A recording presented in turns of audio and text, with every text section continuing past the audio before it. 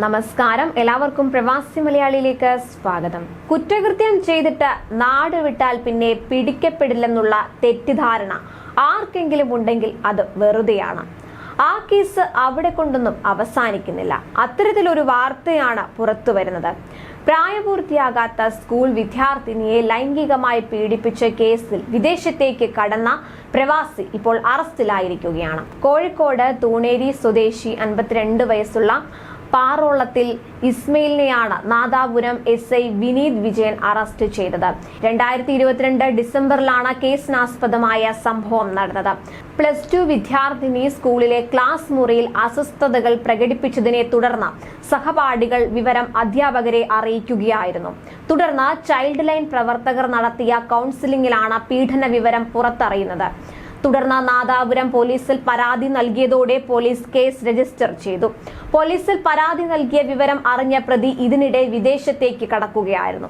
Police അന്വേഷണം ഊർജിതമാക്കിയതോടെ ഹൈക്കോടതിയിൽ ജാമ്യാപേക്ഷ നൽകിയെങ്കിലും കോടതി ഇത് തള്ളുകയും അന്വേഷണ ഉദ്യോഗസ്ഥന് മുന്നിൽ ഹാജരാകാൻ നിർദ്ദേശിക്കുകയുമായിരുന്നു.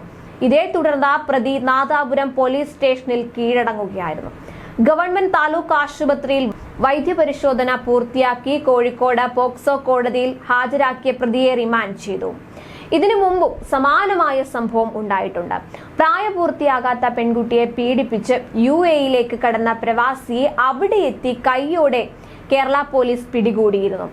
8 വയസ്സുകാരിയെ പീഡിപ്പിച്ച് നാടുവിട്ട പോക്സോ കേസ് പ്രതിയെ ഇന്റർപോളിന്റെ സഹായത്തോടെ അബുദാബിയിൽ നിന്ന് പിടികൂടി കേരള പോലീസിന് കൈമാറുകയായിരുന്നു. തിരുവനന്തപുരം നവായിക്കുളം കിഴക്കനേല സ്വദേശി ഫെബിനെയാണ് കേരള പോലീസ് UAE ഏറ്റുവാങ്ങിയത്.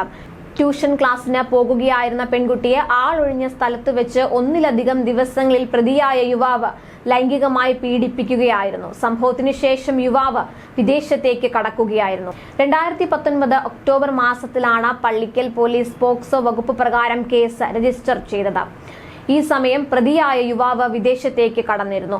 പ്രതിയെ നാട്ടിലേക്ക് വരുത്താനുള്ള ശ്രമങ്ങൾ പരാജയപ്പെട്ടതിനെ തുടർന്ന് പോലീസ് റെഡ് കോർണർ നോട്ടീസ് പുറപ്പെടുവിക്കുകയായിരുന്നു. തുടർന്ന് മാസങ്ങൾ നീണ്ട നടപടിക്രമങ്ങൾക്ക് ശേഷം പോലീസ് സംഘം അബുദാബിയിലെത്തി പ്രതിയെ പിടികൂടുകയായിരുന്നു. പോക്സോ കേസിൽ ഒളിവിൽ പോയ ഒരു പ്രതിയെ വിദേശ രാജ്യത്ത് നിന്നും ഇന്റർപോളിന്റെ സഹായത്താൽ പിടികൂടി നാട്ടിലെത്തിച്ചത് കേരള പോലീസിന്റെ ചരിത്രത്തിൽ അപൂർവങ്ങളിൽ അപൂർവമായ സംഭവമായിരുന്നു. കൂടുതൽ പ്രവാസി വാർത്തകൾക്കായി ഈ ചാനൽ സബ്സ്ക്രൈബ് ചെയ്യുക.